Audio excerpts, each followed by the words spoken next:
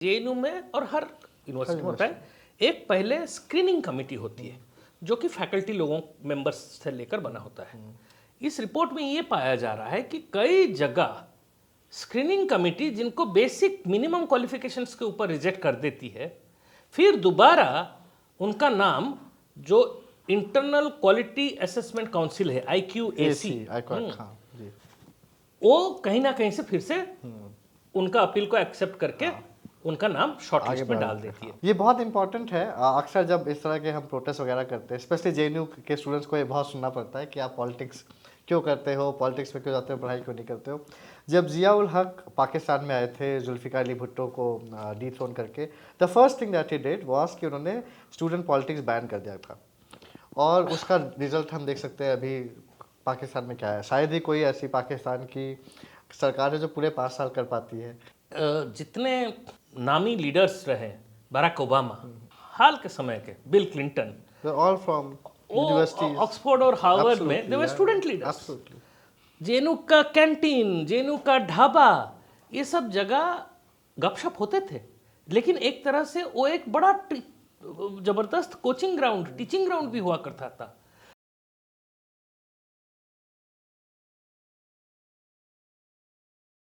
तो दोस्तों, आप लोगों का दोबारा से स्वागत है पॉइंट ऑफ व्यू में। और सबसे पहले तो बहुत शुक्रिया, हमारे पिछले वीडियो को आप लोग का बहुत प्यार मिला, स्पेशली जो CJP का, कॉकरोच जनता पार्टी का जंतर मंतर पे प्रोटेस्ट हो रहा था, उसको लेके हमने एक वीडियो बनाया था। उसमें हमारे साथ जो हमारे साथी थे, आज हम उनको दोबारा लेके आए हैं, राजेश महापात्रा जी को। राजेश महापात्रा जी एक जाने माने जर्नलिस्ट हैं और पॉलिटिकल एनालिस्ट भी हैं। और जो आज हमने टॉपिक सोचा है वो एक्चुअली हमारे पिछले वीडियो से जुड़ा हुआ ही है। पिछले टॉपिक में हम ये बात कर रहे थे कि कैसे ये ज़रूरी है कि परीक्षाएं जो वो निष्पक्ष हो सके और अनवरत तरीके से चल पाए, और उनमें एक फेयर सिस्टम हो और ट्रांसपेरेंट सिस्टम हो। लेकिन क्या हो अगर हम शिक्षा तो ऐसे पालें, मगर जब उसके बाद हमें जॉब पे जाने को मौका मिले, जब हमें नौकरी में जाना हो, तो वहाँ पे ऐसा फेयर और निष्पक्ष सिस्टम ना हो, तब क्या होगा। तो एक बहुत ही बढ़िया आर्टिकल निकला है द रिपोर्टर्स कलेक्टिव में, आलोक राजपूत और फुरकान अमीन ने इसको लिखा है, और इसमें डिस्कस किया गया है भारत की नंबर 2 की यूनिवर्सिटी जिसको NAAC ने माना है, जवाहरलाल नेहरू यूनिवर्सिटी, जिससे राजेश महापात्रा जी भी पढ़े हुए हैं और मैं भी पढ़ा हुआ हूँ। तो I think that gives us a little bit of credential to be able to talk about our experience and why this matters so much, और किस तरह से अगर हम उसको एक माइक्रोकॉज्म की तरह ले सर, और अगर हम उसको देखें कि उसको एक एग्जाम्पल की तरह ले, तो वो हमें सिखा सकती है कि किस तरह से, जिस तरह से रिक्रूटमेंट हो रहा है टीचर्स का, प्रोफेसर्स का, जिस तरह से प्रमोशंस दिए जा रहे हैं, जिस तरह से जो भी UGC की गाइडलाइंस है उनको कम्प्लीटली नेगोशिएट करने की कोशिश की जा रही है, कहीं कहीं कोलैप्स कर दिया जा रहा है इन रिक्रूटमेंट्स में। ये भी एक बहुत डेंजरस फ्यूचर की तरफ हमें ले जाता है, और स्पेशली न सिर्फ वो बच्चे जो आगे जाके प्रोफेसर बनना चाहते हैं, बल्कि ये प्रोफेसर आगे जाके सिखाएंगे क्या बच्चों को, that is also a question that I think we need to look at. So I will now request Rajesh ji to kind of give his views about it, and as we go along we will also add other details that we discovered in this article. नहीं, मुझे बहुत प्रसन्नता हुई जब मैं आज ये report देखा रिपोर्टर्स कलेक्टिव का, क्योंकि काफ़ी दिनों से, क्योंकि जैसे आप भी JNU से, हम भी JNU से हैं, हमारे कई मित्र वहाँ पढ़ाते भी हैं और एक लगाव है, तो ये तो हमें समय समय पर सुनने में आ रहा था कि वहाँ पर रिक्रूटमेंट में कैसे हेराफेरी हो रही है।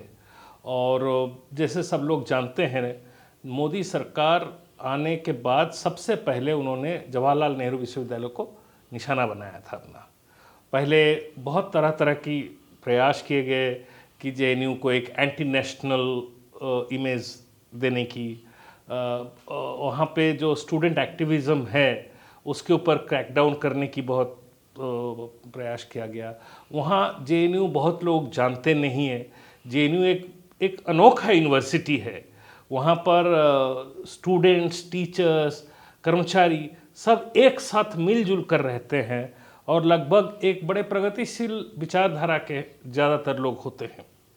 और उस यूनिवर्सिटी की खूबी ये है कि जो पिछले 5 दशकों में जब से यूनिवर्सिटी आया तब से लेकर आज तक इन्होंने अनगिनत ऐसे शख्स पैदा किए हैं, चाहे आपके ब्यूरोक्रेसी हो, चाहे आपका सिविल सोसाइटी हो, चाहे आप पॉलिटिक्स हो, हर क्षेत्र में एक से एक नाम बनाने वाला आदमी आपको जेएनयू का मिलेगा। हाँ, हमारा ही प्रोफेशन कह लीजिए, मीडिया भी कह लीजिए, एकेडमिक्स तो है ही है। और ये जो लोग नाम बनाए, जैसे अब की जो मोदी सरकार की जो कैबिनेट है उसमें जो दो प्रमुख मंत्री हैं, निर्मला सीतारमण और हमारे विदेश मंत्री जयशंकर, वो भी जेएनयू के हैं। तो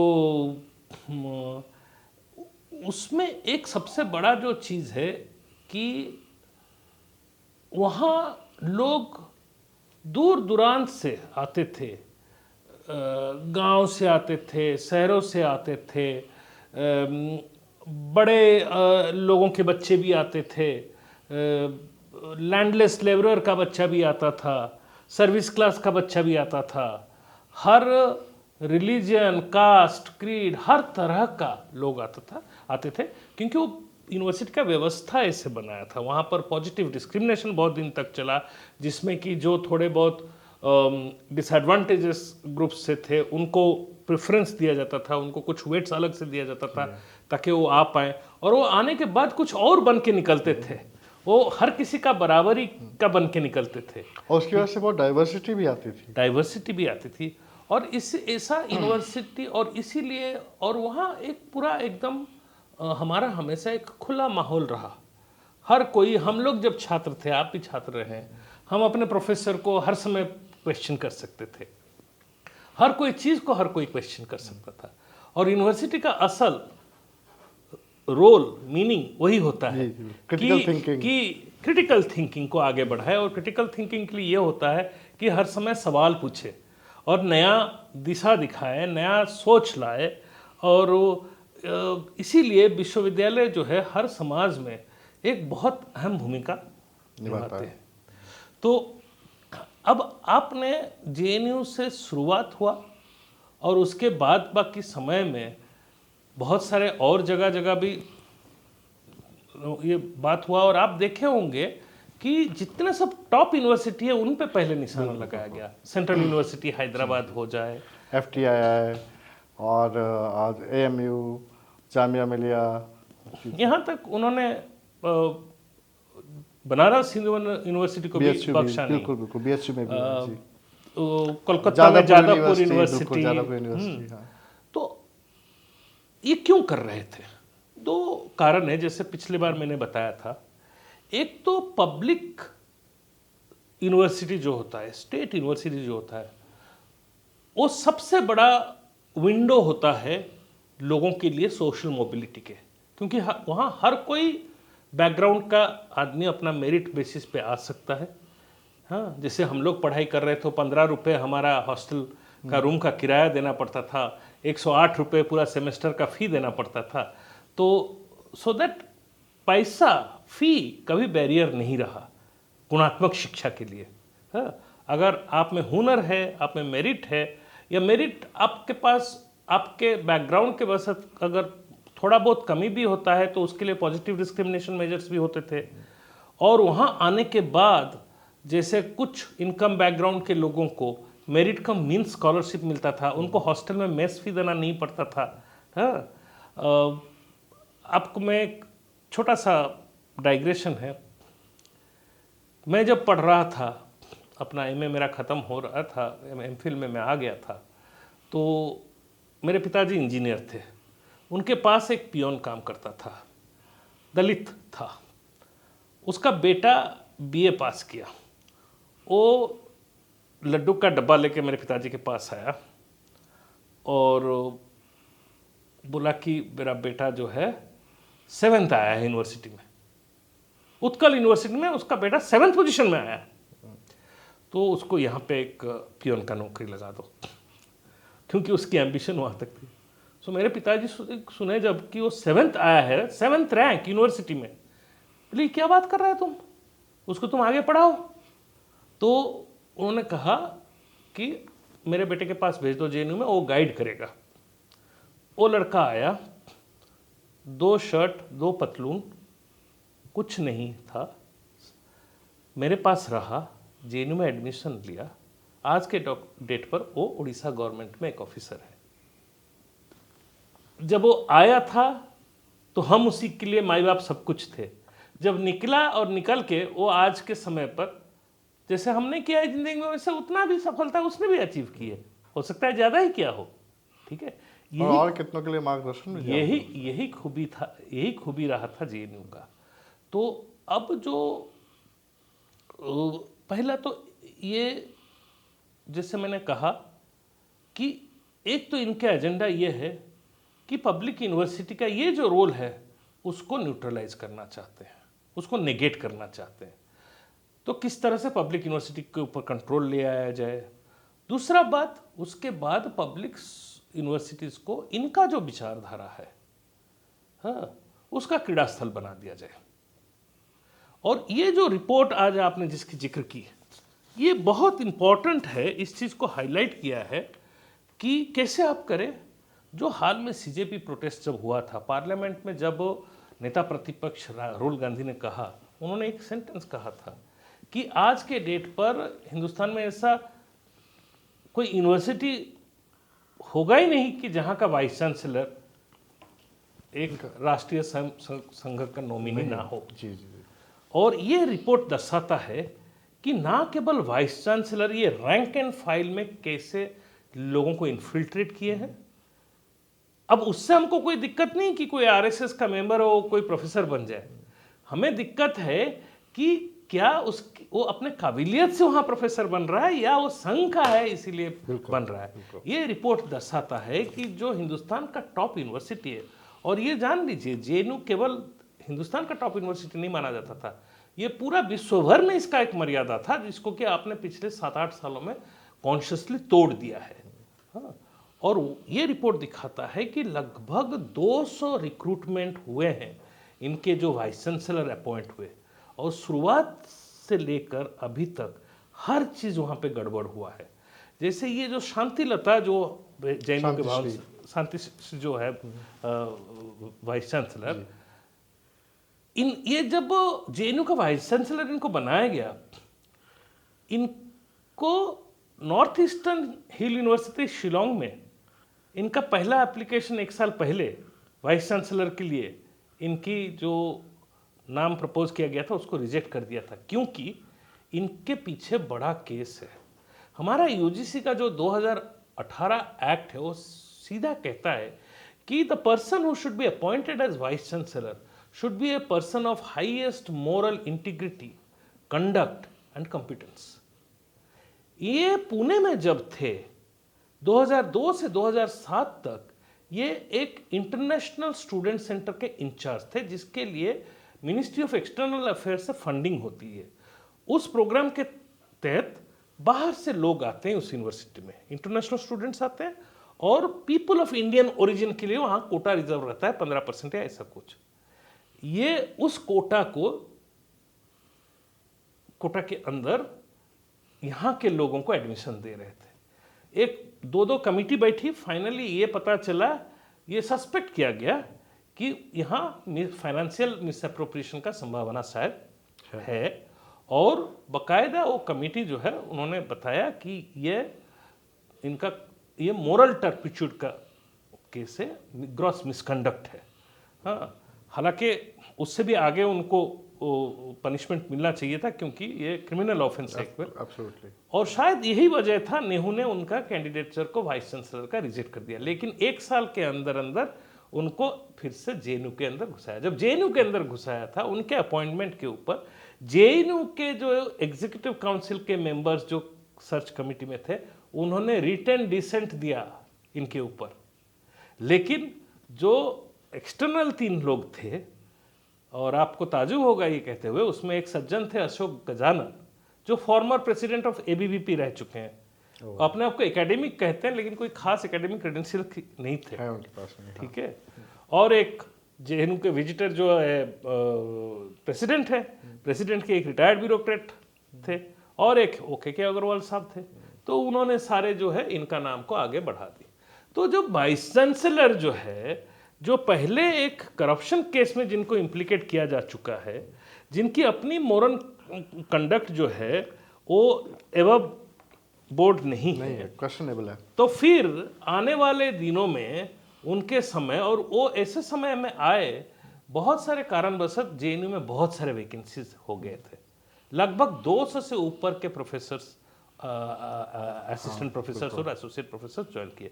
ये रिपोर्ट में ये दिखाता है कि जो यूजीसी की गाइडलाइंस है कि एक एसोसिएट प्रोफेसर को कम से कम 8 साल रिसर्च टीचिंग एक्सपीरियंस रहना चाहिए। यहाँ अपॉइंट किया गया है 6 साल एक्सपीरियंस, 5-5 3 कुछ साल वालों को। कुछ सालों के बाद उन्हीं सज्जन का बीवी को भी अपॉइंट किया गया है। हाँ, तो इस तरह से कई सारे यहाँ पर वायलेशन है।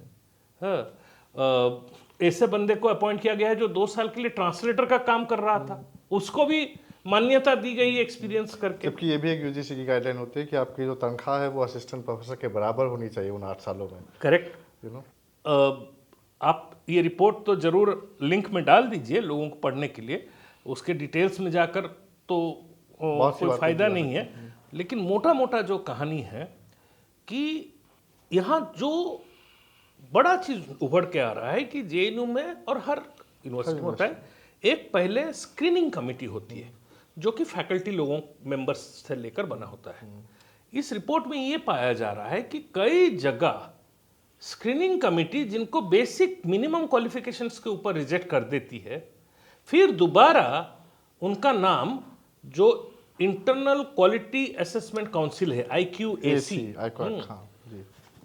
वो कहीं ना कहीं से फिर से उनका अपील को एक्सेप्ट करके उनका नाम शॉर्टलिस्ट में डाल देती है। ये एकदम गैर कानूनी है, ये गलत है, वायलेशन ऑफ नॉर्म्स है, क्योंकि स्क्रीनिंग कमेटी जो है वो जो नाम को स्क्रीन करके आगे को भेजे कि उसके बाद IQAC को वैलिडेट करना है। एक तो ये है। दूसरा जो इस रिपोर्ट में नहीं है लेकिन जिससे मैं वाकिफ हूँ, मैं बता सकता हूँ क्योंकि मैं वहाँ से इकोनॉमिक सेंटर से हूँ। मुझे हैरानी हुई कि एक इंटरनेशनल ट्रेड डिवीजन सेंटर है, वहाँ पर जब प्रोफेसर्स की अपॉइंटमेंट हो रहे थे तो वहाँ जो 3 एक्सटर्नल एग्जामिनर्स आए उनमें से 2 का बैकग्राउंड इकोनॉमिक्स नहीं था। और मुझे बताया गया कि वहाँ पर 2018-19 की बात है, सिर्फ एक ही सवाल बार बार वो हर कैंडिडेट से पूछते हैं, नोटबंदी के ऊपर आपका क्या स्टैंड है। इंटरेस्टिंग, वेरी इंटरेस्टिंग, धुरंधर। ठीक है। उसी तरह से 2022 में एक बार फिर से 2023 में जब इकोनॉमिक्स सेंटर का CSP का जब इंटरव्यूज हो रहा था, मुझे बताया गया कि वो सबसे पहले पूछते थे सवाल, आपका सुपरवाइजर कौन था। और सुपरवाइजर का नाम सुनते ही कुछ कैंडिडेट के केस में 2 मिनट में इंटरव्यू खत्म हो गया।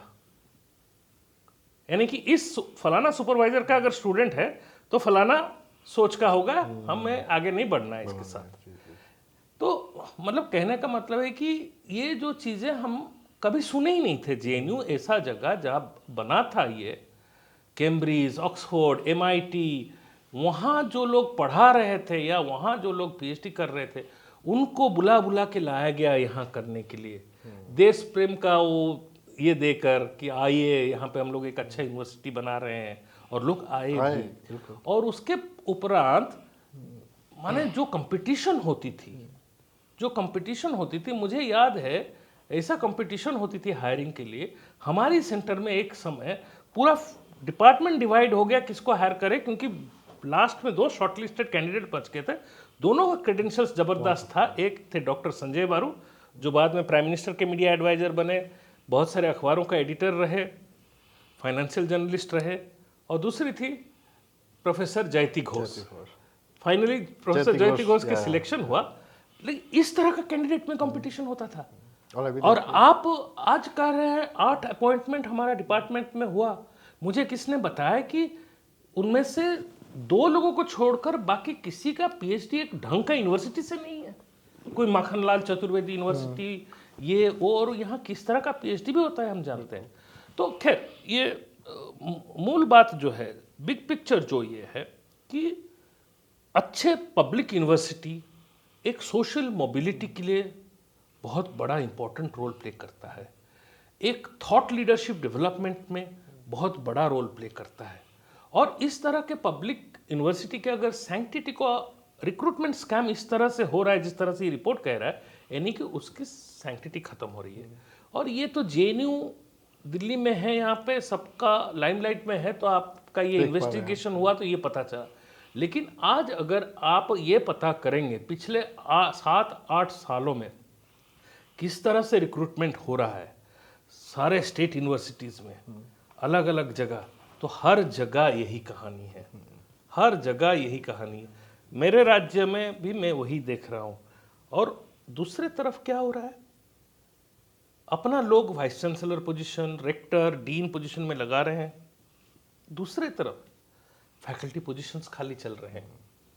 हमारे राज्य में कोरापुट एक सेंट्रल यूनिवर्सिटी है, वहाँ पर कुछ ऐसे डिपार्टमेंट है जहाँ सिर्फ एक ही फैकल्टी मेंबर है, सेंट्रल यूनिवर्सिटी आप कहते हैं उसको। और जब कोई मुझे उड़ीसा का कोई आदमी कहता है आप धर्मेंद्र प्रधान को इतना क्रिटिसाइज क्यों करते हो, मैं जब पूछता हूँ, उन्होंने बहुत किया है उड़ीसा के लिए, मैंने कहा क्या किया है मुझे बताओ। एजुकेशन मिनिस्टर रहे, हमारे कोरापुट में सेंट्रल यूनिवर्सिटी है, वहाँ फैकल्टी पोजीशन खाली पड़ा है।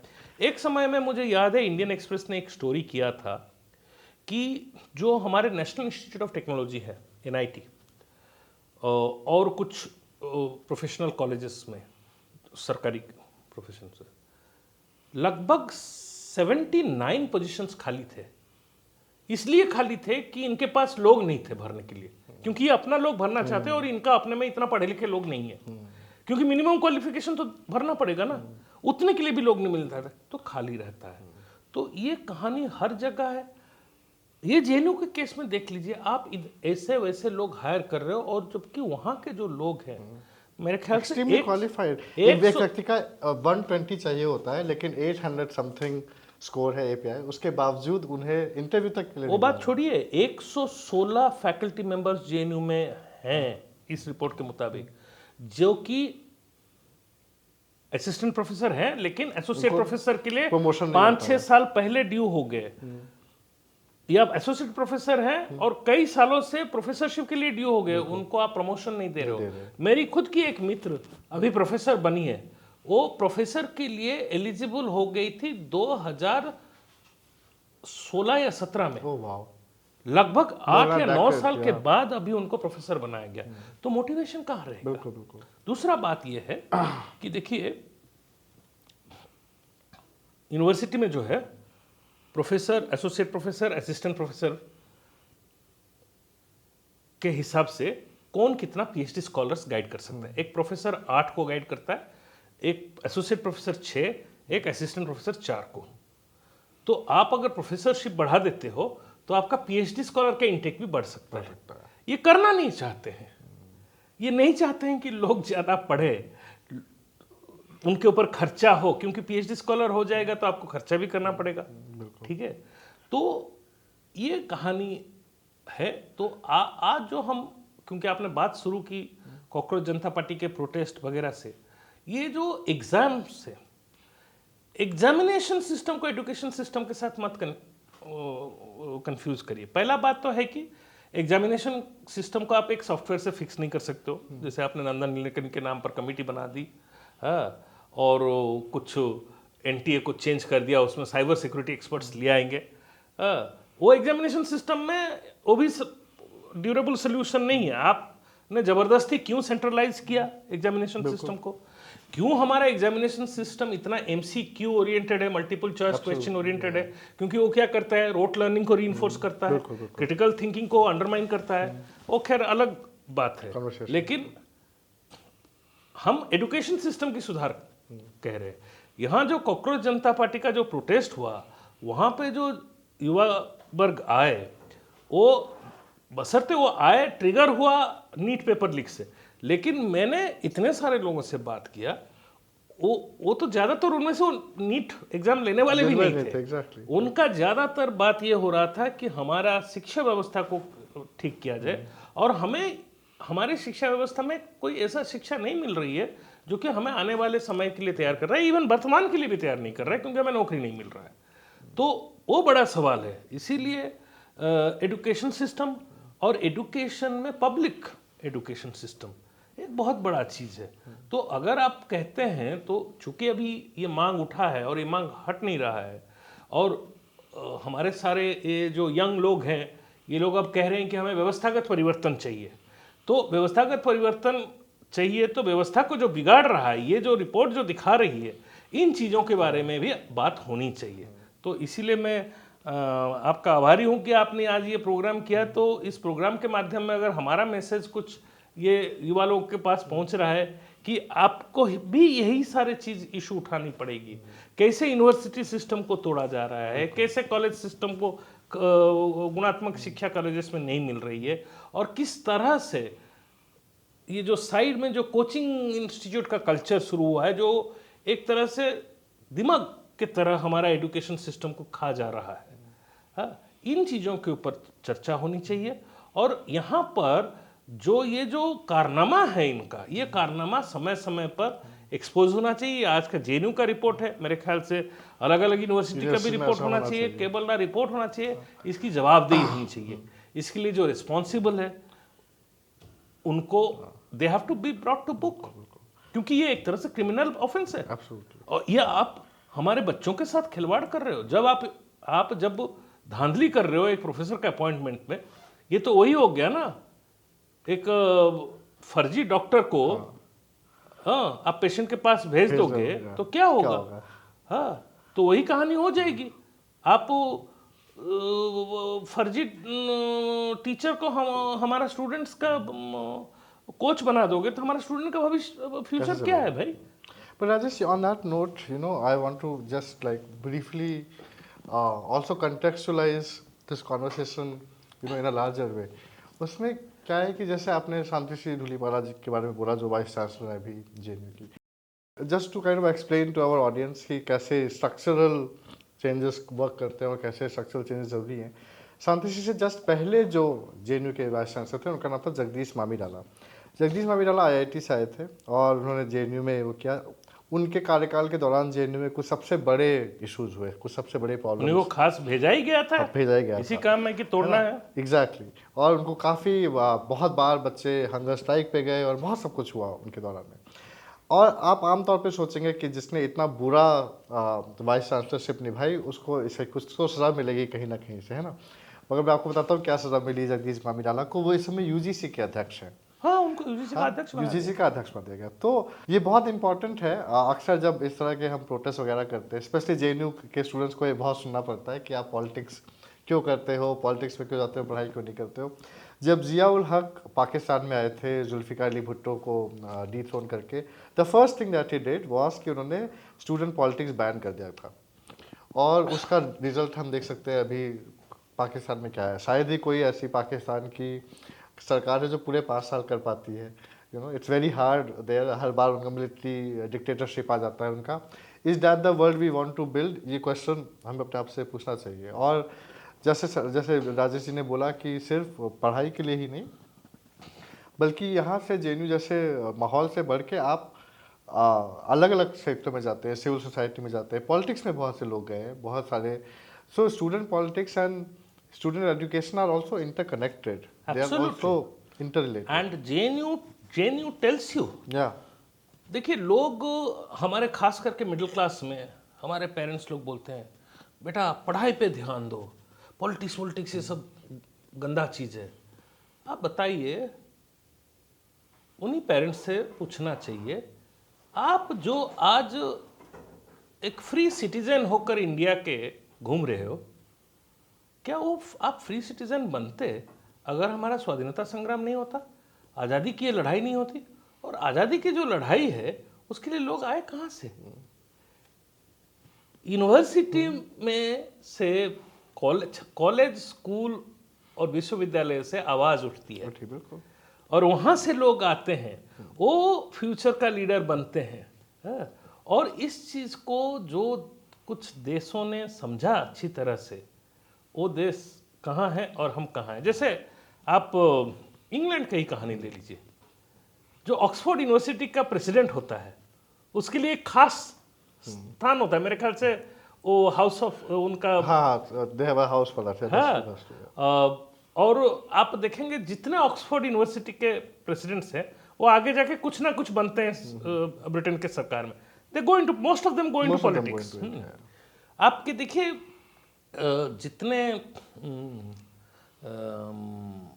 नामी लीडर्स रहे, बराक ओबामा, हाल के समय के bill Clinton, all from universities, Oxford और हार्वर्ड में दे वर स्टूडेंट लीडर्स। तो क्योंकि जो भी क्रिटिकल थिंकिंग को परस्यू करता है वो सिस्टम के ऊपर सवाल उठाता है। जब वो सिस्टम के ऊपर सवाल उठाता है तो वो चैलेंजर बनता है। जब वो चैलेंजर बनता है तो उसके पीछे बाकी लोग चलते हैं, तो लीडर बनता है। New insight into something, you know. तो ये तो बहुत जैसे जेएनयू में हम लोग जब थे तब हम लोग को पॉलिटिक्स लोग कहा जाता था कि जेएनयू में जब पॉलिटिक्स करते हैं वहाँ पूरा दुनिया भर का चीज़ें डिस्कस करते हैं, ठीक है, लेकिन मेस में जो खाना बनता है उसका क्वालिटी पे डिबेट नहीं होता है। बात सही है, लेकिन ये जो जेएनयू में डिबेट होता था पूरा वर्ल्ड ओवर में जो इश्यूज है उसको लेकर, on which side you are, Tiananmen square को आप सपोर्ट कर रहे हो, आप अपोज कर रहे हो, ठीक है, कम्युनिस्ट पार्टी ऑफ चाइना सही था या communist party of Soviet union सही था, ऐसे ऐसे डिबेट होते थे। आप ग्रामशी का फॉलोअर हो या अल्थुजर का फॉलोअर है। अरे भाई ये सब डिबेट करने के लिए हम लोग को पढ़ना पड़ता था, और वैसे पढ़ पढ़ के सोशल साइंस के कितने ज्ञान आ जाते थे।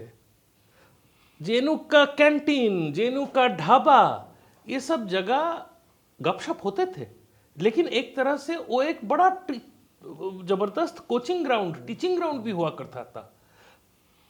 हम भी जब दिल्ली आए थे हमें ना अंग्रेजी बोलना आता था ना हिंदी बोलना आता था। यही जो जेएनयू में जो है जो वाद विवाद चलता है वही सब करते करते सीख गए। आजकल ठीक ठाक अंग्रेजी बोल लेते हैं, ठीक ठाक हिंदी बोल देते हैं, ठीक है, ठीक ठाक अपनी मातृभाषा भी बोल लेते हैं, ठीक है। तो लोग को समझना चाहिए ये जो स्टूडेंट पॉलिटिक्स, अरे वही तो समय है। दुनिया जो बदला है हर समय यूथ को लेकर बदला है। Youth has always been the medium of change, ठीक है, तो और कौन करेगा। बिल्कुल ठीक है, बहुत बहुत धन्यवाद Rajesh ji. I think this very very helpful conversation, और मैं सबको ये रिक्वेस्ट करूँगा ये रिपोर्ट ज़रूर पढ़ें, हम अपने लिंक पे नीचे लगा देंगे ये, और आगे भी इस तरह से स्पेशली क्योंकि अभी हमें लग रहा है कि राजेश जी के साथ में हमारे एजुकेशन पे चर्चा आगे भी जारी रहेगी। So thank you again Rajesh ji for coming here, and we really hope to see you very soon.